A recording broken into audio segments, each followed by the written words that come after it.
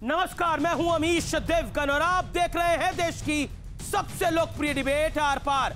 Bharatiya Janata party ने बिहार के लिए अपना चुनावी घोषणा पत्र जारी किया, लेकिन इस पर सियासी बवाल मच गया क्योंकि बीजेपी ने वादा किया है कि अगर बिहार में एनडीए की सरकार बनती है तो कोरोना की वैक्सीन तैयार होने के बाद बिहार के लोगों को इसे मुफ्त में दिया जाएगा। लेकिन इस वादे पर सिर्फ बिहार ही नहीं, उत्तर प्रदेश से कश्मीर तक, महाराष्ट्र से केरल तक सियासी तूफान खड़ा हो गया।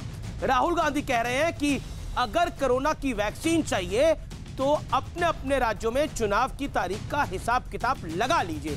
अखिलेश यादव कह रहे हैं कि बीजेपी ऐसी घोषणा यूपी और दूसरे राज्यों में क्यों नहीं करती। उमर अब्दुल्ला कह रहे हैं कि कोरोना पर सरकार भेदभाव क्यों कर रही है। लेकिन इसी बीच कांग्रेस की मंशा पर भी सवाल उठ गया है क्योंकि कांग्रेस कह रही है कि अगर महागठबंधन सत्ता में आया तो बिहार में शराबबंदी के फैसले की समीक्षा कर दी जाएगी। तो आज बिहार में चुनावी वादों को लेकर जो घमासान छिड़ा है उसी पर होगी देश की सबसे बड़ी बहस।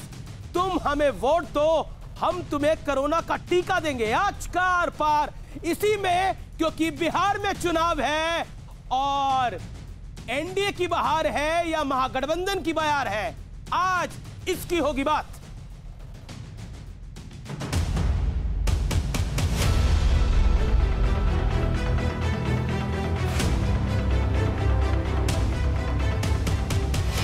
ट्रेन फूट गई है। बिल मोदी जी ने जारी किया था, बोले थे सबको स्कूटर और डीजल और पेट्रोल का किराया देंगे, खर्चा देंगे, मिला क्या?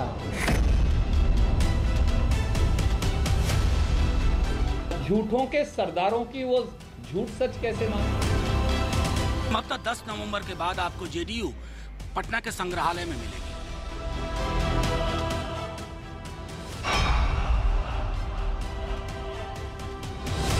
ट्रेन फूट गई है।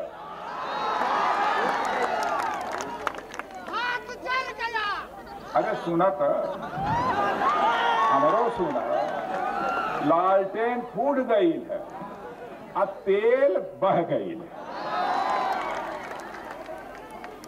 अब न पंजा का चली और न उनका कोई खेल चली। बिहार के चुनाव में आज चौतरफा एक्शन हुआ।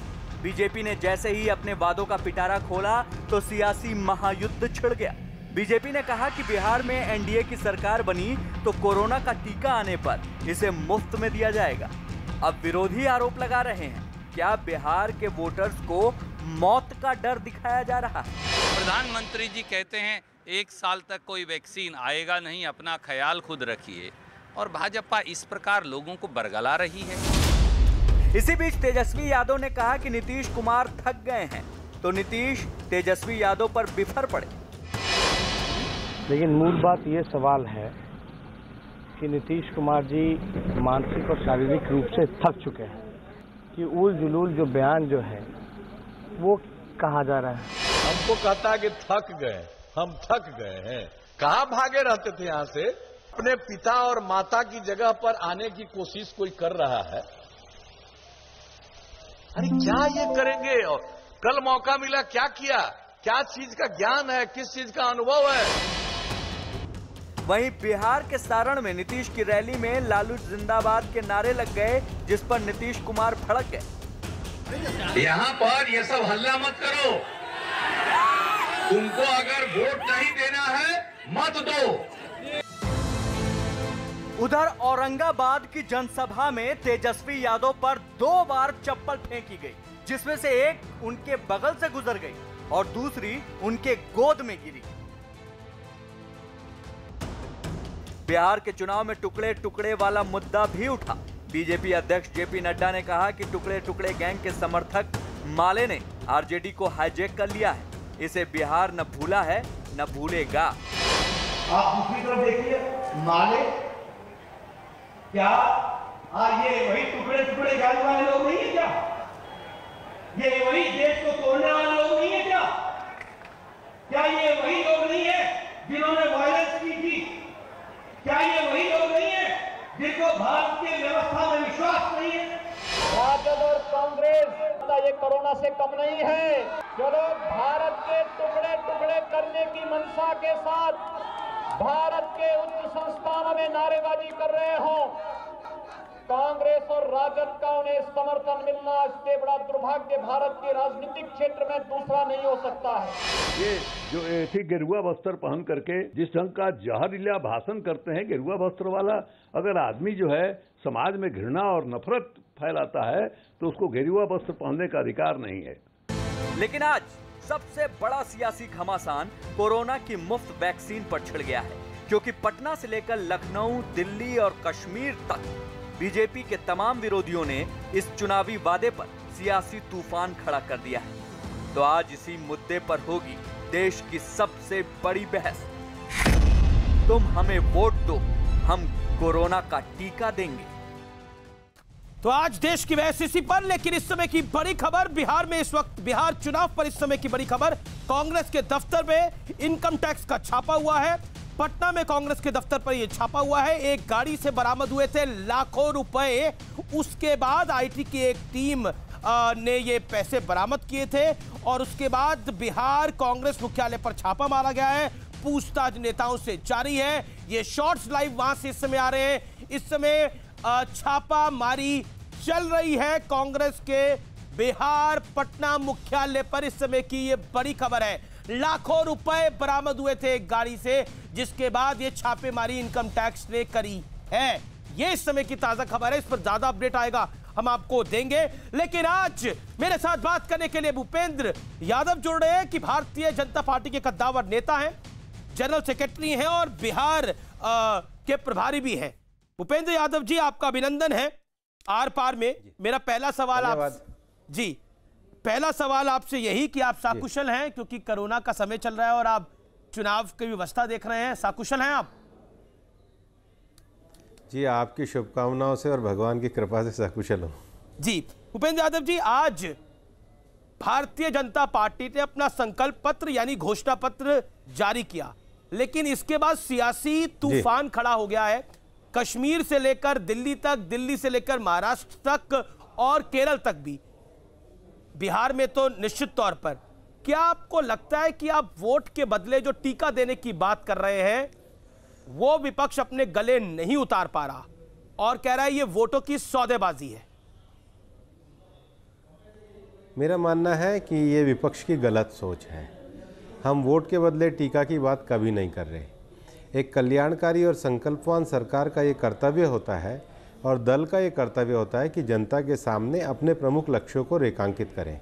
और हमारा जो सबसे प्रमुख लक्ष्य हमने निर्धारित किया है कि इस समय जिस प्रकार से कोरोना की महामारी से पूरी विश्व और दुनिया पीड़ित है और बिहार में विशेष रूप से माननीय प्रधानमंत्री जी के द्वारा जो कोरोना के समय में लोगों की सहायता के लिए जनधन योजना, किसान सम्मान निधि, प्रवासियों को उनके घर पहुंचाना और छठ तक जो राशन की व्यवस्था की गई थी वो, और उसी के साथ साथ हम लोगों ने पूरे भारत में और बिहार में विशेषकर मेडिकल क्षेत्र में कोविड अस्पताल से बनाकर टेस्टिंग के काम को शुरू किया। अभी हम इस संकट से उभरे नहीं हैं। अब इस संकट के समय में हमने अपने संकल्प पत्र में ये वादा किया है कि जैसे ही भारत सरकार के मान्यता प्राप्त संस्थान ICR के द्वारा कोरोना की वैक्सीन आएगी स्वीकृत होके, और हमारी सरकार बिहार में सभी को मुफ्त वो टीकाकरण करेगी। ये पूर्व में भी भारत सरकार के द्वारा और राज्य सरकार के द्वारा विभिन्न बीमारियों के संबंध में इस प्रकार के कार्यक्रम किए गए हैं।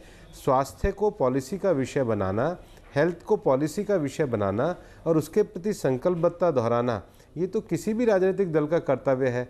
हमारी संवेदना इस मुद्दे के साथ जुड़ी हुई है, इसलिए हमने विषय उठाया। अब विपक्ष अपनी बौखलाहट में कुछ कह रहा है, उनके हमारे पास कोई जवाब नहीं है। तेजस्वी यादव का आज का बयान है, उन्होंने बोला कोरोना का टीका पूरे देश का है, भारतीय जनता पार्टी की बपौती नहीं है। नहीं, तो भारतीय जनता पार्टी की बपौती नहीं है, ये तो हम भी कह रहे हैं, ये तो पूरे देश का है, लेकिन हमने इसको अपने संकल्प में व्यक्त किया है। तो देश का संकल्प अगर हमने अपने संकल्प पत्र में व्यक्त किया है तो तेजस्वी जी को इस पे किसी प्रकार की चिढ़, किसी प्रकार की घबराहट, किसी प्रकार की परेशानी नहीं होना चाहिए। वो क्यों नाहक परेशान हो रहे हैं? मेरा अगला सवाल यह है कि राहुल गांधी ने इस पूरी आपके संकल्प पत्र पर एक तंज कसा है। उन्होंने बोला कोविड की अगर अब आप देश को वैक्सीन चाहिए तो अपने अपने राज्यों में चुनाव का शेड्यूल देख लीजिए। ये राहुल गांधी का ट्वीट आया। इसी प्रकार का विषय, हाँ, ये इसी प्रकार का विषय है कि वो जिम्मेदारियों से हमेशा दूर भागे हैं। 10 साल केंद्र में सरकार ली, उन्होंने कभी कोई जिम्मेदारी नहीं ली, अभी भी तंज कसते हैं, लेकिन कांग्रेस के अध्यक्ष पद का जिम्मेदारी वाला पद वो उठाने को तैयार नहीं है। इससे बेहतर होता आज तमिलनाडु के मुख्यमंत्री ने उनके राज्य के लिए संकल्प व्यक्त किया है। मैं पूछना चाहता हूं कि कांग्रेस के मुख्यमंत्री क्या कर रहे हैं, उनकी रिस्पॉन्सिबिलिटी कहां पर है? राहुल गांधी जी को अपने शासित, जो उनकी पार्टी के द्वारा शासित राज्य हैं, वहां कोई सकारात्मक कदम के विषय में बताना चाहिए, ना ही नाहक बयानबाजी और ट्विटर करके कोई भ्रम फैलाना चाहिए। उपेंद्र जी, अगर देखिए चुनाव का पता नहीं होता, नतीजे आएंगे 10 नवंबर को, सरकार आपकी भी बन सकती है और विपक्ष की भी बन सकती है। अगर विपक्ष की सरकार बनती है तो फिर ये टीका नहीं मिलेगा, क्योंकि ये कंफ्यूजन फैलाया जा रहा है। नहीं, हम अपने विषय के लिए प्रतिबद्ध हैं। ये हमारा राज्य सरकार में आने पर लोगों के साथ किया गया वादा है, तो ये वादा हम निभाएंगे। और इसलिए हमने ये भी कहा है, ये तो सबको मिलेगा। ऐसा थोड़ी है कि हमारी सरकार आएगी तो कोई वोट देगा और नहीं देगा। हम कभी भेदभाव नहीं करते। और भारतीय जनता पार्टी के गवर्नेंस के मॉडल की सबसे बड़ी विशेषता है कि हमारी नीतियाँ किसी भी वोट बैंक के लिए नहीं होती। ये कांग्रेस है जिनके प्रधानमंत्री ने कहा था कि देश के संसाधनों पर पहला हक अल्पसंख्यकों का होता है। हमने कभी ऐसा नहीं कहा। हमने जनधन खाते खोले, सबके लिए खोले। हमने बिहार में आज 100% बिजली का कंजम्पशन किया, सभी घरों तक पहुंचाई है, सड़क पहुंचाई है, सभी गांव तक पहुंचाई है। हमारे लिए सरकार सेवा का माध्यम है, और एक बार अगर सरकार बनती है तो वो सबकी होती है, सबकी सहभागिता होती है। लोकतंत्र में विचार अलग हो सकते हैं, आप वोट अलग तरीके से दे सकते हैं, पर सरकार की जो जिम्मेदारी आप देते हैं वो सबके लिए देते हैं। और 15 साल में इसे हमने बिहार में करके दिखाया है, केंद्र में तो हम कर ही रहे हैं। मेरा अगला सवाल यह है कि आपकी तो कई राज्यों में सरकार है, तो यूपी में ऐसा क्यों नहीं? हालांकि अखिलेश यादव ने भी सवाल पूछा उत्तर प्रदेश का, लेकिन मेरा सवाल है ये यूपी में क्यों नहीं, बाकी राज्यों में क्यों नहीं, हरियाणा में क्यों नहीं? वो विषय आगे आएगा। अभी मैं बिहार में हूँ, बिहार में चुनाव चल रहा है। बिहार में भारतीय जनता पार्टी को अपना संकल्प पत्र देना था। संकल्प पत्र में हमने कोरोना का विषय रखा, एक और महत्वपूर्ण विषय रखा है। वो भी महत्वपूर्ण विषय मुझे लगता है देश में आने वाले समय की दृष्टि से महत्वपूर्ण है।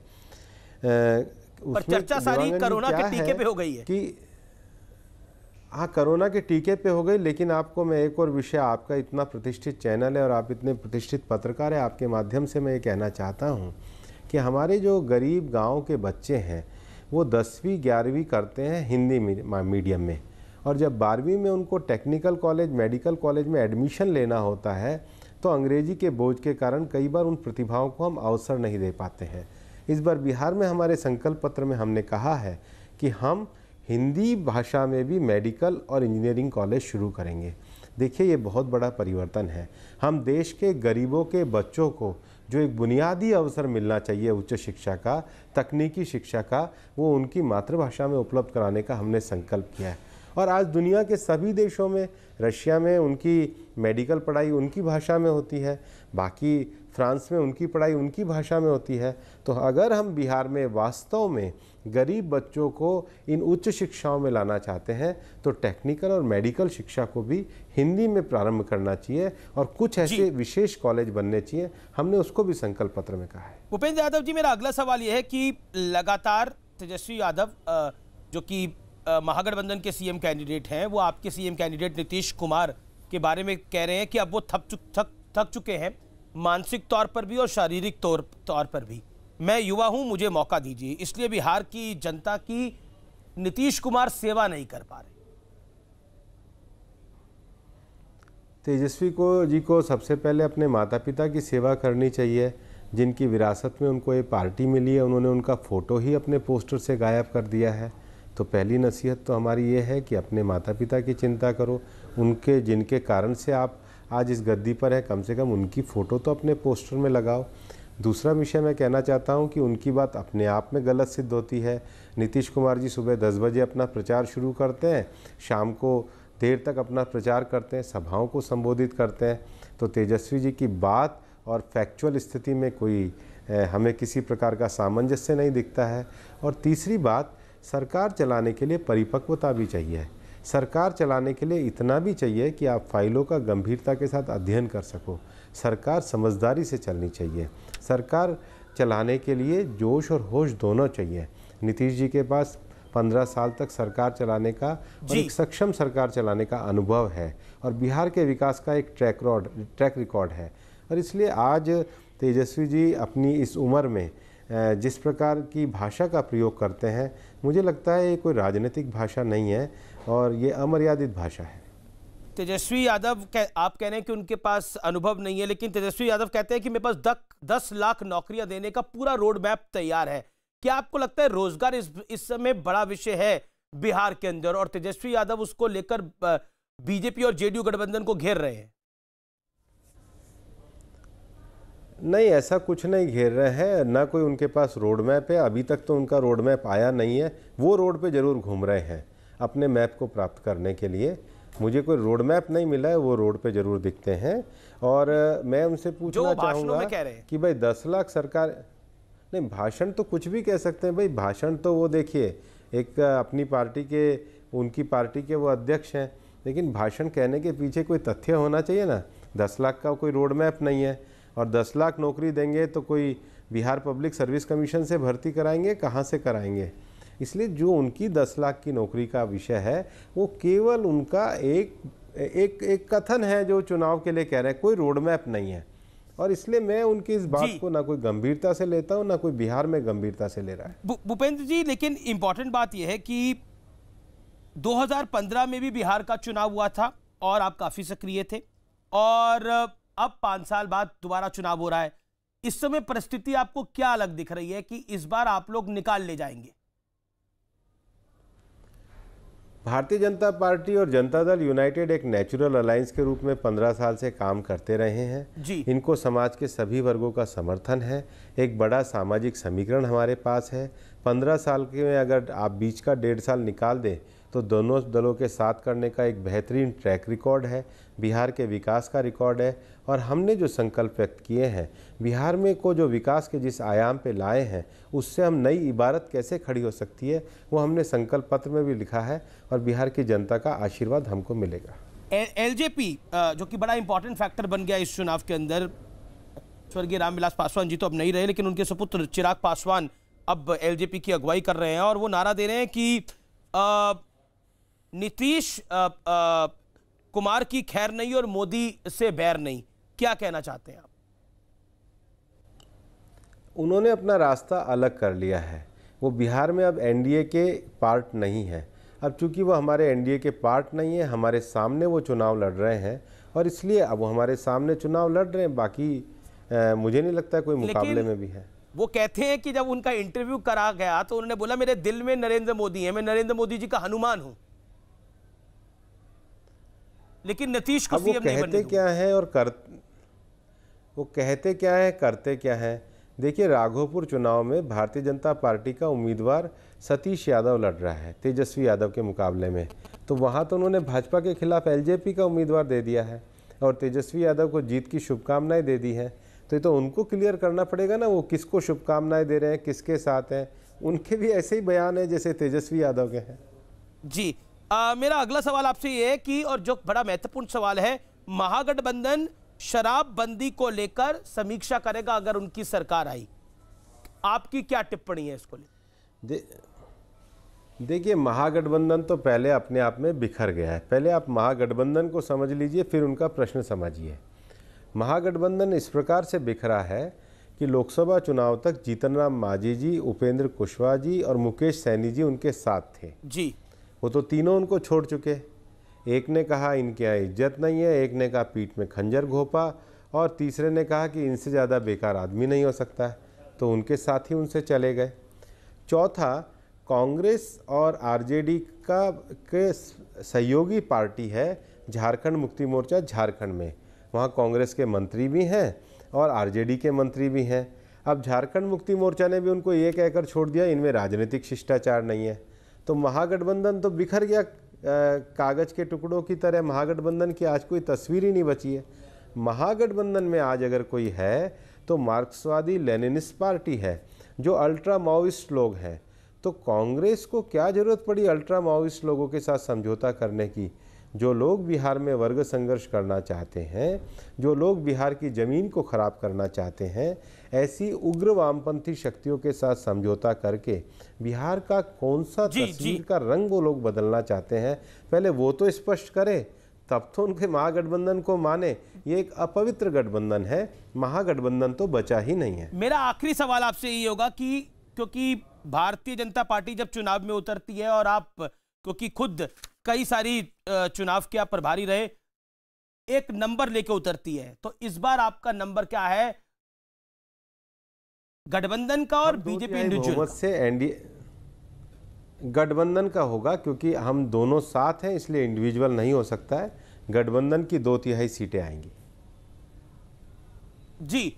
लेकिन अभी इस समय एक बड़ी खबर आई है, चिराग पासवान ने एक रैली में ये बोला है कि अगर एलजेपी की सरकार बनी और उनकी सरकार में कुछ भी भागीदारी हुई तो नीतीश कुमार को वो जेल भिजवा देंगे।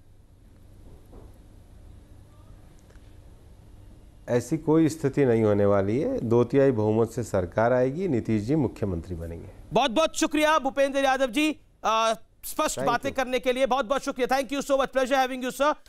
मैं बढ़ता हूं आगे और इस चर्चा को अब मैं शुरू करता हूं। भूपेंद्र यादव बीजेपी के राष्ट्रीय महासचिव थे हमारे साथ, मेरे साथ सुधांशु त्रिवेदी है, अभय दुबे है कांग्रेस से, मेरे साथ सारिका पासवान है आरजेडी से, मेरे साथ प्रवक्ता जेडीयू के राजीव रंजन जी हैं, AK वाजपेयी हैं एलजेपी के, और आचार्य प्रमोद कृष्ण में। आप तमाम लोगों का अभिनंदन है। सबसे पहले अभय दुबे आपका रिएक्शन में ले लेता हूं। महागठबंधन तो बचा ही नहीं है, तो आप करेंगे क्या? और आप कोरोना के टीके से इतना परेशान हो गए हैं कि आपको समझ में नहीं आ रहा कि अब चुनाव का होगा क्या। अगर आपके पास, क्योंकि ये कोरोना का टीका आएगा तो सबको मिलेगा, आप भी अपने चुनाव के घोषणा पत्र में डाल देते।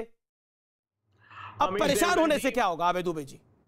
अमीश देवगन जी, बिहार ने एक भीषणतम महामारी का, बहुत बड़ा खुलासा कर रहा हूं आपके चैनल पे, एक भीषणतम महामारी का वैक्सीन तलाश लिया है।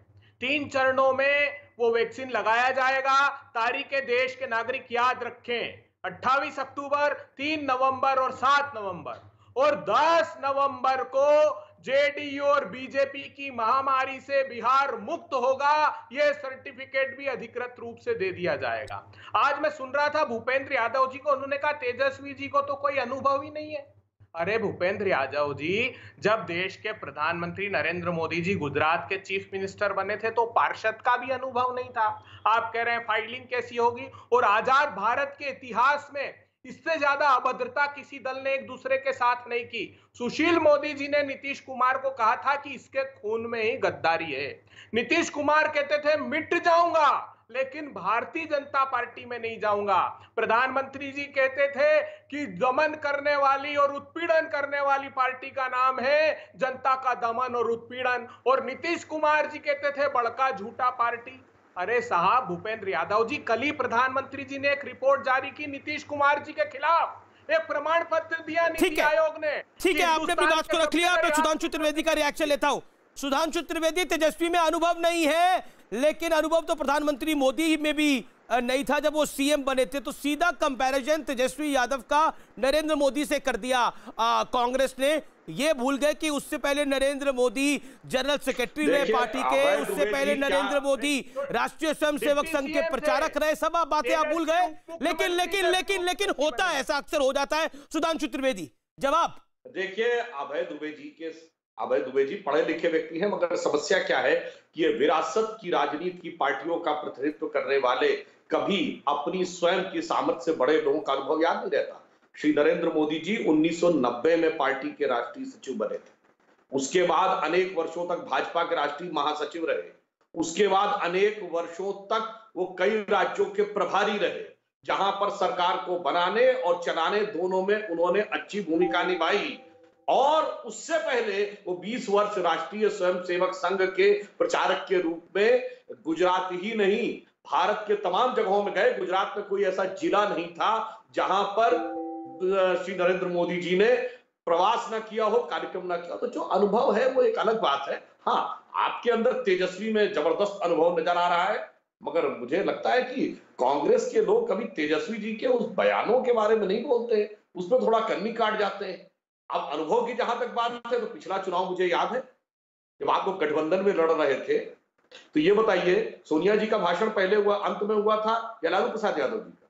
लालू प्रसाद यादव जी अंत में बोले थे ना, यानी वो सोनिया जी से बड़े नेता हो गए थे।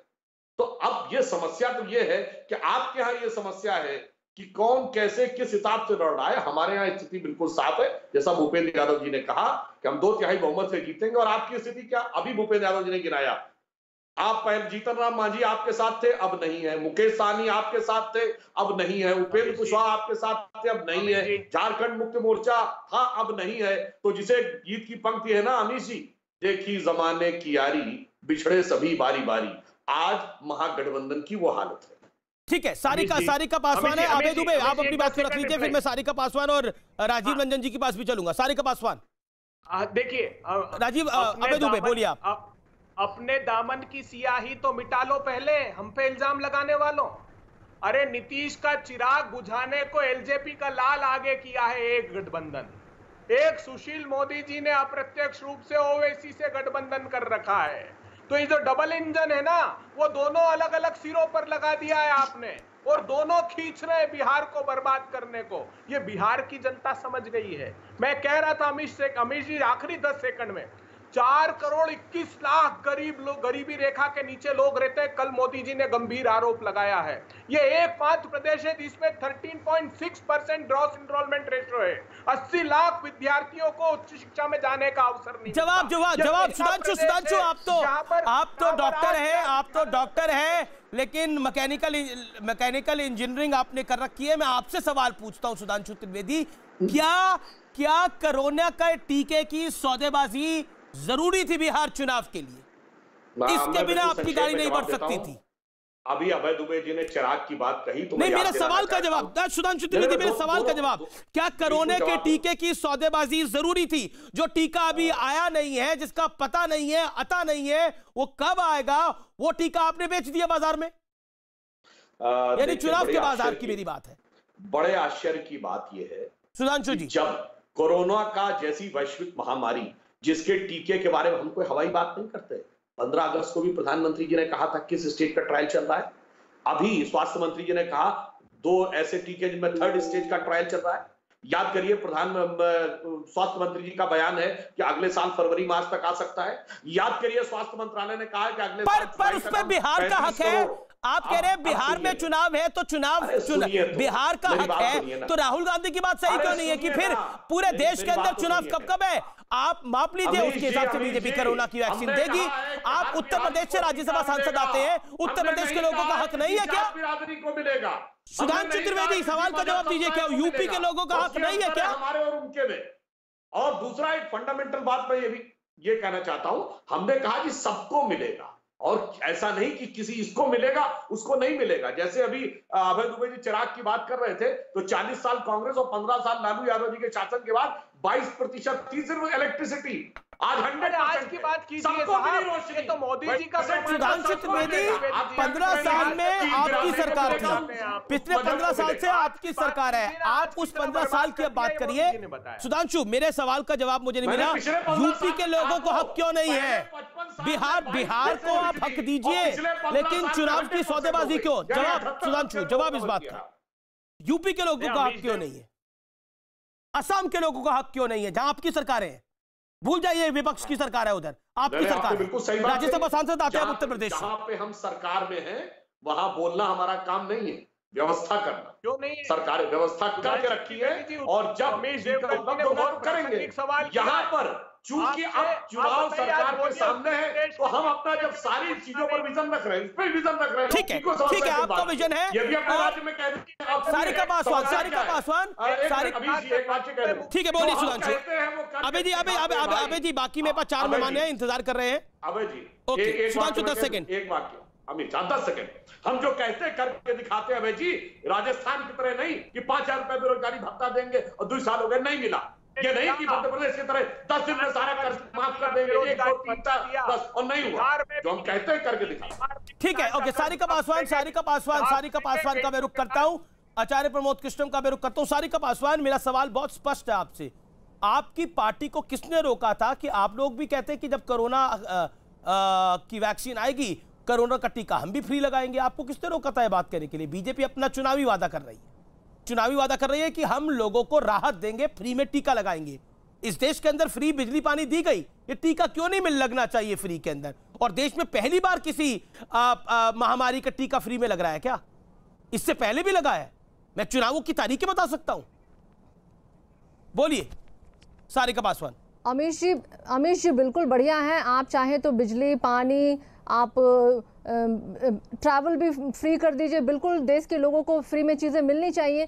लेकिन बात अगर हम कोरोना की कर रहे हैं तो 2 दिन पहले हमारे माननीय प्रधानमंत्री जी ने एक देश के लिए संदेश दिए थे और उसमें उन्होंने कहा था जब तक टीका नहीं तब तक कोई ढिलाई नहीं। मीन्स आप पूरे देश को आप एक तरह तो आप संदेश दे रहे हैं कि आप सुरक्षित रहें, आप अभी बचें इन सब चीज़ों से, और अचानक ही 2 दिनों के बाद बीजेपी के मैनिफेस्टो में ये बात अगर आती है कि आप हमें वोट दें, हम आपको कोरोना वैक्सीन देंगे, तो पहले तो इस बात में यहाँ पे क्लियर करनी चाहती हूँ कि जो कोरोना है क्या इस घोषणा से मैं ये सारिका जी मेरा सवाल ये है क्या गठबंधन आपका हिल गया है? क्या आपका गठबंधन कांग्रेस और राजद और माले का गठबंधन हिल गया है इससे? एनडीए हिला हुआ दिख रहा है, इसलिए वो इस तरह की बयानबाजियां कर रहे हैं, इस तरह के अजीब से वो तेजस्वी यादव ने बोला लेके आ रहे हैं। एक्चुअली तेजस्वी यादव ने बोला कि मानसिक रूप से, अब बयानबाजी तो मैं पढ़ रहा हूं, तेजस्वी यादव ने बोला मानसिक रूप से और शारीरिक रूप से ये नीतीश कुमार थक चुका है, इससे अब बिहार नहीं चल सकता। ये बहुत ये बोला तेजस्वी यादव ने। बात है, अगर आप लंबे तौर पे लंबे टाइम से अगर आप एक ही काम कर रहे हैं और आप विकास की जो दर है उसको बढ़ा नहीं पा रहे हैं, तो जाहिर सा बात है कहीं ना कहीं आप थके से दिख रहे हैं। तो ये उन्होंने उस संदर्भ में जरूर कहा है। तो लालू जी 15 साल बाद, लालू जी का 15 साल का शासन था, वो नहीं थके थे, राबड़ी जी भी नहीं थकी, कोई नहीं थका, लेकिन नीतीश कुमार थक चुके हैं। मैं इस चर्चा में लेके आता हूं राजीव रंजन को। राजीव रंजन, नीतीश कुमार तो बड़े वैसे अपना बैलेंस बना के चलने वाले नेता है, लेकिन गुस्से में आ गए थे क्योंकि उनकी रैली में लालू जिंदाबाद के नारे लग रहे थे। क्या बिहार खिसक रहा है आप लोगों के हाथ से? तभी तेजस्वी यादव कह रहे हैं कि हम में दम है, इस बार बेदम कर देंगे।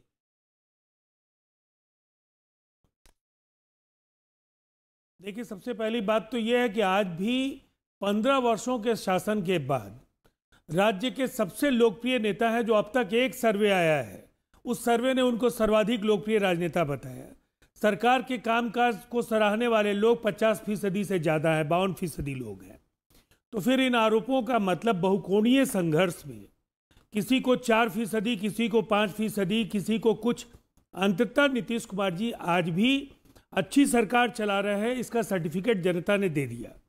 जो आंकड़े हैं उसमें, लेकिन तेजस्वी यादव कह रहे हैं थक चुके हैं नीतीश, मानसिक तौर पर, शारीरिक तौर पर, अब उनसे ना हो पाएगा। रैली में भी बौखला रहे हैं, वहां लालू जिंदाबाद लग रहा है तो गुस्सा हो जाते हैं। आपने पंक्ति सुधार दी। अब मेरा जवाब तो ले लीजिए अमित जी। जी राजीव जी, वो अराजकता और अपसंस्कृति के विरोधी हैं, वो अराजकता और अपसंस्कृति के विरोधी हैं। वो एक सामान्य कार्यकर्ता से भी आप करके बात करते हैं। उनका ये कहना है कि मत देना आपका अधिकार है, अनावश्यक भाड़े पर आकर के भाड़े के टट्टुओं की तरह सभाओं में अराजकता पैदा करने वाली पार्टी 90 से 2005 का चेहरा क्यों दिखा रही है?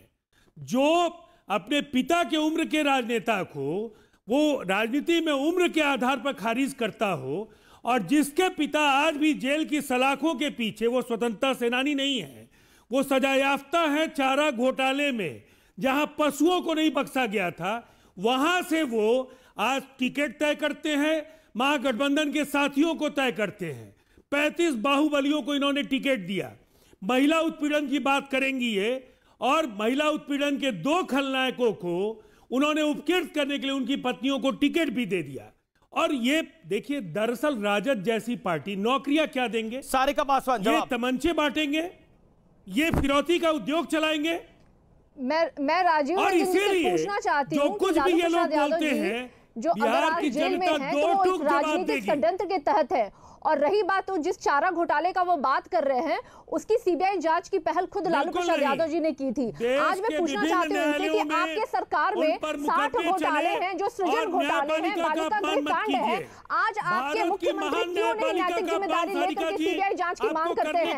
आप मुझे पहले ये बता दें राजीव रंजन जी कि आज आपके सरकार में 15 सालों के 60 घोटालों में जो प्रमुख जो घोटाले हैं, जिसमें सृजन घोटाला भी है, मुजफ्फरपुर बालिका गृह कांड भी है, हर घर जल नल योजना है, क्यों नहीं आपके मुख्यमंत्री और आप नैतिक जिम्मेदारी लेकर सीबीआई जांच की मांग करते हैं? भ्रष्टाचार और अराजकता जो इन 15 सालों में बढ़ा है, उसने सारे रिकॉर्ड तोड़ डाले हैं और ये उसका सबूत है कि आज जिस तरीके से जन सैलाब जो है ना वो तेजस्वी यादव जी के साथ खड़ा है, वो माननीय मुख्यमंत्री नीतीश कुमार जी के साथ नहीं है। मैं महिला हूँ इसलिए मैं कह रही हूँ, मैं देख रही हूँ हमारे बिहार का बालिका गृह कांड जो है ना वो महिलाओं के मुंह पे तमाचा है। आए दिन जो बलात्कार और हत्याएं हो रही है ना वो महिलाओं के मुंह पे तमाचा है। आप किस महिला सशक्तिकरण की बात करते हैं? पहले आप अपने सिस्टम को सुधारिए। आप सुनिए, सुनने की जरूरत आपको है। आप हार गए हैं, थक गए हैं, हताश हो गए हैं और इसलिए आप लोग बार बार पिछले 15 साल के मुद्दों को लेकर के आ रहे हैं, क्योंकि 15 साल में आपने कोई काम नहीं किया है। दूध का दूध, पानी का पानी, अभी आने वाले 10 तारीख में होने वाले, आप अपना बोरिया बिस्तर बांध के तैयार रहिए और आप लोग जाने की तैयारी कीजिए। आचार्य प्रमोद कृष्णम बालिका पर भरोसा नहीं है। आचार्य प्रमोद कृष्णम को मैं चर्चा में लेके आता हूँ। अब काफी देर से वो बने हुए। आचार्य जी माफी चाहता हूँ, आपके पास काफी देर बाद आ रहा हूँ क्योंकि भूपेंद्र यादव हमारे साथ थे, वो 18 मिनट के करीब थे, बीजेपी के राष्ट्रीय महासचिव। मैं आपका रुख करता हूँ। मैंने आपका ट्वीट पढ़ा आज। आचार्य प्रमोद कृष्णम आप ही का हैंडल है, इसीलिए इस कार्यक्रम में आज आपको हमने खास तौर पर बुलाया।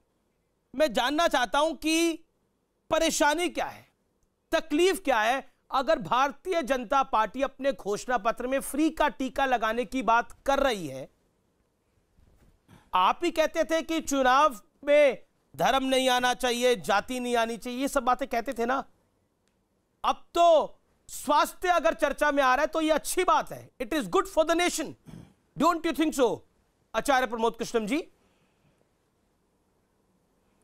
अमीश देवगन जी, दुनिया में कोई भी दुकानदार ऐसा नहीं है जिसकी दुकान में अगर कोई सौदा नहीं है तो उसे नहीं बेचता है। लेकिन भारतीय जनता पार्टी एक ऐसी दुकान है, यहाँ सौदा हो या ना हो उसको बेचा जाता है, बेचा जाता है और ये लगातार बेच बेच के सत्ता पाते हैं, क्योंकि ये सपने बेचते हैं। इन्होंने एक सपना बेचा था कि 15 लाख हर आदमी के घर आएंगे। इन्होंने एक सपना बेचा था कि 2 करोड़ रोजगार देंगे। इन्होंने सपना बेचा स्मार्ट सिटी का। इन्होंने सपना बेचा कि हम पाकिस्तान को मुंहतोड़ जवाब देंगे। इन्होंने सपना बेच दिया कि हम चीन को भी रुला देंगे। इन्होंने हर एक सपना बेचा और ये सपना बेचते हैं। आपने भी तो 2019 के चुनाव के अंदर आचार्य जी 2019 के चुनाव में जब आप लोकसभा के कैंडिडेट थे लखनऊ में, आपने भी तो सपना बेचा था। आपने सपना बेचा था, राहुल गांधी ने सपना बेचा था कि हम न्याय योजना लेकर आएंगे, हम गरीबों को ये सब कुछ देंगे। सपना ही बेचा था ना उस समय, नहीं बेचा था, लेकिन लोगों ने पसंद नहीं किया। नहीं अमीश जी, मध्य प्रदेश के चुनाव में आपकी रैलियां मैंने सुनी, आपने बोला कि हम किसानों का पैसा माफ कर देंगे, वो भी सपना ही बेचा था ना। लेकिन 1.5 साल बाद ज्योतिरादित्य सिंधिया ने बोला कुछ नहीं करा इन्होंने, सपना ही बेचा था ना। अमीश जी, हमने ना तो कोई सपना बेचा, ना हम सपनों के सौदागर हैं। हम इतने बड़े दुकानदार भी नहीं है, इतने बड़े मार्केटियर भी नहीं है। इसमें बीजेपी से कोई जीत नहीं सकता है। तो आज इन्होंने एक सपना बेचा। तो आप पहले से मान रहे हैं कि बीजेपी जीत चुकी है? कोविड की वैक्सीन नहीं, कोविड की वैक्सीन पूरी दुनिया में किसी के पास नहीं है। इन्होंने बिहार के सीधे साधे लोगों को बेच दिया कि हम कोविड का टीका आपको देंगे। अरे भाई ये बताओ, सुभाष चंद्र बोस ने एक नारा दिया था, तुम मुझे खून दो मैं तुम्हें आजादी दूंगा। सुधांशु त्रिवेदी जी दिल पे हाथ रख के बताइएगा, क्या आज सुभाष चंद्र बोस की आत्मा रो नहीं रही होगी कि एक ऐसी पार्टी है जो देश पे सत्ता में है, देश पे राज कर रही है, और वो ये कितना बेशर्म बयान देती है, कितनी गलत बात करती है कि तुम हमें वोट दो, हम तुम्हें वैक्सीन देंगे, हम टीका देंगे। अरे कहां से देंगे आप टीका? और अगर चुनाव टीका देना है तो पूरे देश में मिड टर्म पोल करा दिया जाए, मध्यावधि चुनाव करा दिया जाए, मध्यावधि चुनाव करा दीजिएगा, पूरे देश को टीका मिल जाएगा। सुधांशु जी, सबको टीका मिल जाएगा। आ रहा है कि आचार्य प्रमोद कृष्णम जी कांग्रेस के हमारे मित्र या आरजेडी की हमारी प्रवक्ता इस बिंदु पे क्या आपत्ति कर रही? भाई आपको पता है भारत में आधा दर्जन ऐसे टीके हैं तो सरकार की तरफ से मुफ्त लगाए जाते हैं। पोलियो का टीका मुफ्त होता है कि नहीं? वो कह रहे हैं कि अभी बाजार में नहीं है, आपने माल बेच दिया। सुधांशु त्रिवेदी, मैं सरल भाषा में बोला जिम्मेदारी से बताइए, माल है नहीं लेकिन आपने बेच दिया। वैक्सीन पूरी दुनिया में आपके पास है तो मैं ये नहीं, क्या कोरोना की वैक्सीन आपके पास है? सुधांशु जी, अगर कोरोना का टीका आपके पास है तब आप इसको शौक से कह सकते हैं, लेकिन आपके पास टीका नहीं है, वैक्सीन नहीं है, उसके बावजूद आप धोखा देना चाहते हैं। ठीक है आचार्य जी, आपने अपनी बात को सुधांशु जी से जवाब ले लेते हैं ना, उनके ऑडियो में भी दिक्कत आ रही है। सुधांशु बोलिए।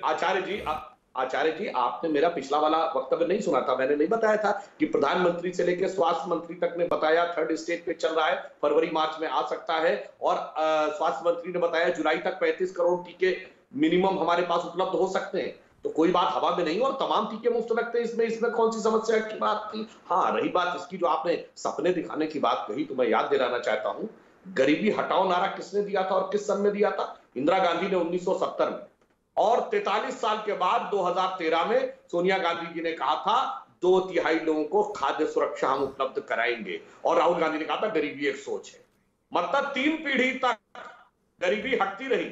और देखिए, नारे औकाफ की बात, जब लालू यादव जी सत्ता में आए थे, क्या कहते थे 90 में? ये गरीब गुरबा की सरकार है।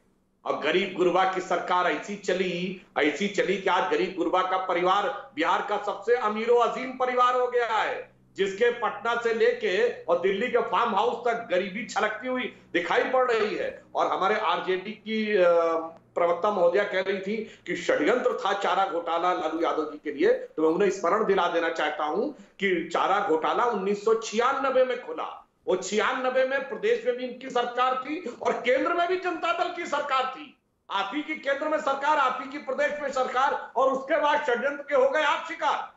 और फिर गरीब गुरबा की ऐसी सरकार कि आज करोड़ों का। ठीक है सुधांशु जी, आचार्य जी 30 सेकंड का रिप्लाई। आचार्य जी 30 सेकंड रिप्लाई, देन एक के वाजपेयी।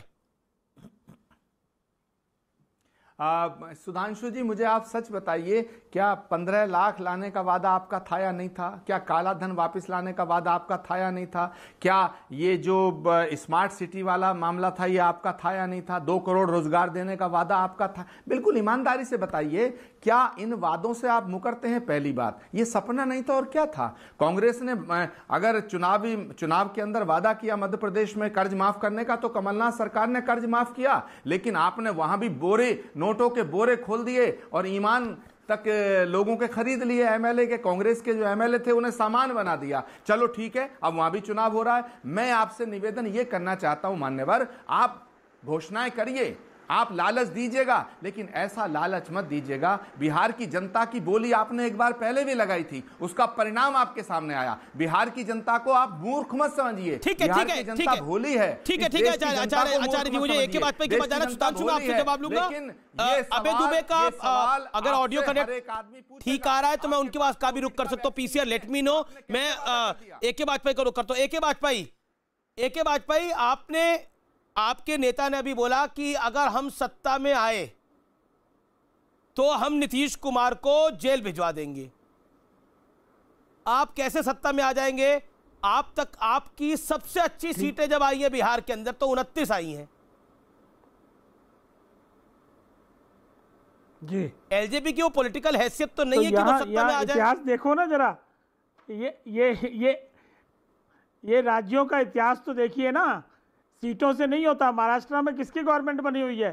जो सबसे छोटी पार्टी है। नहीं, ये कैसे कह सकते हैं कि हमारी सीटें कितनी आएंगी कितनी नहीं आएंगी? देखिए, सारी पार्टियां चुनाव में उतरी हुई हैं, सब नीतीश को जेल भी भिजवाएंगे। चिराग पासवान कह रहे हैं उतरे हुए, इसी तरह हम उतरे हुए। अरे बिल्कुल भिजवाएंगे। अगर हमारी सरकार बनेगी, जेडीयू कह रही है कि आप वोट कटवा पार्टी है, आप वोट काटने के लिए मैदान में उतरे हुए हैं, आपका कुछ काम धाम नहीं है। में क्या घोटाले हुए हैं? लेकिन आप दूसरी बात पे आइए। दूसरी बात यह है कि एक पार्टी कह रही है कि 15 लाख रोजगार देंगे, दूसरे नीतीश कुमार जी कह रहे हैं हमारे पास पैसे ही नहीं है, तीसरी पार्टी कह रही है हम 19 लाख रोजगार देंगे। क्या माजरा क्या है? इन 4 प्रवक्ताओं का जवाब देने के लिए और बीजेपी के साथ हम लोगों को बहस में शामिल कीजिए। एक सेकेंड, अभी तो मैं बोला ही नहीं हूं, बोलने तो दो कम से कम। बीजेपी ये कह रही है कि किसी भी सूरत में नीतीश की गवर्नमेंट बनेगी तो नीतीश के पास तो स्टेट में लगे पैसे नहीं है। नंबर वन ये कह रहे हैं हम दोनों मिलकर चुनाव लड़ रहे हैं, एनडीए है। अच्छा, सबका अलग अलग घोषणा पत्र आ रहा है, तो अगर नीतीश मुख्यमंत्री बनेंगे आप तो जेल भिजवा रहे हैं नीतीश कुमार को। राजीव रंजन इस पे पत्र किया। चिराग पासवान ने कहा कि मैं नीतीश को जेल भिजवाऊंगा। हम ये कह रहे हैं, जवाब राजीव रंजन। पहली बात तो ये है, बिल्कुल ठीक है, इसमें कहा दिक्कत है। नीतीश कुमार का इस पैनल में 2 कांग्रेस के भैया यहाँ उद्योग धंधे नहीं लग सकते और एक राजद की प्रवक्ता है, नहीं लगा सकते यहाँ, लोजपा के प्रवक्ता है। तो जिस आदमी की इच्छा शक्ति नहीं है, पार्टियां कमजोर हैं, कैसे आगे ले जाएगा? इसका जवाब कौन देगा? सुन लीजिए, ह्यूमन डेवलपमेंट चिराग पासवान जी के बारे में उसका जवाब कौन देगा? जनता का मन क्या है ये तो जनादेश बताएगा, लेकिन चिराग पासवान और तेजस्वी यादव और राहुल गांधी में एक ही समानता है। इन्होंने क्या किया? ये सब परिवारवाद, वंशवाद और कुनबा परस्ती की वजह से ये चेहरे जनता के बीच है। इनका खुद का किया हुआ कुछ भी नहीं है। तो जब अवसर मिलेगा तब तो कुछ कीजिएगा। जनता जानती है कि ऐसे लोगों को सत्ता की बागडोर सौंपने का सवाल नहीं उठता है। और लोजपा का मतलब क्या है? अमित शाह जी ने कह दिया तमाम लोग 500 से ज्यादा सीटों पर ये पिछले 20 वर्षों में लड़े और इनके 29 सीटों को जोड़ दिया जाए तो कुल 40 सीटें और बीजेपी की सरकार बनेगी। ये समझ लीजिए। मैं ब्रेक के लिए रुक रहा हूं, मुझे ब्रेक के लिए रुकना पड़ेगा। मैं ब्रेक के लिए रुक रहा हूं। अभय दुबे, आपके यहाँ तो इनकम टैक्स का छापा चल रहा है, बड़ी खबर है, कुछ कहना चाहते हैं? आप भी उसी दफ्तर में बैठे हैं जहां इनकम टैक्स का छापा चल रहा है इस समय। देखिए भारतीय जनता पार्टी हर हथकंडा अपनाएगी। पर लाखों रुपए गाड़ी से निकले भैया, बताइए ना कितने लाख, आप बताइए ना, आपके पास तो सूचना होगी अमीश देवगन। नहीं, ये तो जिसकी गाड़ी से निकले वो ज्यादा बता पाएगा, मैं कैसे बता पाऊंगा? इनकम टैक्स डिपार्टमेंट बताएगा। ये भारतीय जनता पार्टी का षड्यंत्र है। तो आप कह रहे हैं वो पैसे नहीं निकले हैं? मैंने कहा ना आपको कि बताइए ना कितने लाख, प्रमाण बताइए तो सही। ये तो पुराना षड्यंत्र है। ये ठीक है, ये षड्यंत्र है पुराना, ये षड्यंत्र पुराना। मैं ब्रेक के लिए रुक रहा हूं, मैं ब्रेक के बाद वापस आता हूं। आप देख रहे हैं आर पार, देश का सबसे भरोसेमंद डिबेट शो। मेरे साथ अभय दुबे। अभय दुबे, आप पूछ रहे थे कि कितने पैसे मिले? 8 लाख से ऊपर पैसे मिले, बताइए। 8 लाख रुपए कैश। देखिए, जब जमीन खसक रही है इनके पैरों तले, तो ये ऐसा ही षड्यंत्र करेंगे। आप प्रतीक्षा कीजिए इसका। नहीं, वो 8 लाख गलत है, सही है। मैं तो कह रहा हूं कि 100% फर्जी केस बनाएगी भारतीय जनता पार्टी। ये आंख में धूल नहीं झोंक सकते बिहार के मतदाताओं के। ये सृजन घोटाले के फेविकोल से चिपके हुए हैं नीतीश बाबू और सुशील मोदी जी। सुधांशु जी, देखिए, आप बिहार के मतदाताओं के मन में धूल झोंक रहे हैं, कांग्रेस को बदनाम कर रहे हैं। अभय जी, कांग्रेस तो कहीं लड़ाई में हो तब तो बदनाम करने की बात भी एक आरोप लगा सकते हैं। जमीन है कहां बिहार में आपकी? 30 साल हो गए जनाब, 89 में आखिरी चीफ मिनिस्टर थे शायद भगवत झा आजादी। उसके बाद तो आप कभी इसके कंधे पे कभी उसके कंधे पे चलते रहे, जमीन पे तो आपके पैर कभी पड़े ही नहीं। तो जमीन खिसकने दरकने की क्या बात कर रहे हैं? और जहां तक भ्रष्टाचार की बात है तो मुझे लगता है कांग्रेस और भ्रष्टाचार का तो चोरी दामन का साथ। ठीक है, ओके, मैं लेके आता हूं सीधा AK वाजपेयी को। AK वाजपेयी साहब, आखिरी सवाल ट्विटर में मुझे किसी ने पूछा, सवाल कि आप तो 3 में भी नहीं है, 13 में भी नहीं है, लेकिन हल्ला खूब मचा रखा है आपने, यानी आपकी पार्टी ने। अरे भाई, ये कैसे कह दोगे 3 में 13 में नहीं है? 10% वोट हमको लगातार मिलता है। 2000 में हमने पार्टी बनाई थी और देखिए 1 करोड़ 20 लाख युवा हैं बिहार में 18 से 23 साल तक के। किंग मेकर रहेंगे वो कहाँ जाएंगे? अच्छा, किंग मेकर रहेंगे, खड़े होंगे जो 8वीं पास है। किंग मेकर रहेंगे, कहाँ जाएंगे? ये है किंग मेकर रहेंगे आप वाजपेयी जी। अरे किंग बनेंगे, खुद ही किंग बनेंगे। अच्छा, खुद ही किंग बनना चाहते हैं? वाह भाई वाह, खुद ही किंग बनना चाहते हैं। चलिए, फिलहाल आज की इस बहस में इतना ही, लेकिन निष्कर्ष यही है कि राजा तो वही बनता है, यानी मुख्यमंत्री तो वही बनता है जिसको आप बनाते हैं जी, क्योंकि आप जनता जनार्दन है। नमस्कार।